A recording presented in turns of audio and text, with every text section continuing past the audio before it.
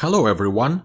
In the previous video we created this Jetpack game prototype with fuel meter feature. I'll put a link to that video into the description. In this video we will add a fuel can that will restore fuel amount back to 100 when Spaceman picks it up. So here is our project that we created recently. I have fuel can sprite here in art folder.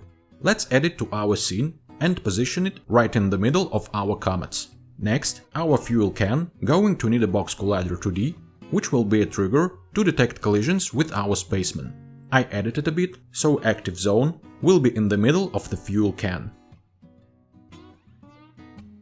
Next step is that we need a script to control fuel can behavior. Here I created one named addFuel. Let's take a look at it. It's very simple. Script has only one method, which is onTriggerEnterToD, that is invoked when fuel can collides with something. In our case, if fuel can collides with Spaceman, then fuel amount value from Jetpack script is restored back to 100 and Spaceman is allowed to fly a bit longer. After that, fuel can is destroyed to clear the scene. To have a possibility to modify Jetpack variables from another script, we need to set access to that variables in Jetpack script itself. So here in Jetpack script, we need to change access properties of fuel amount variable from private to public static, given an access to this variable from another scripts. That's it.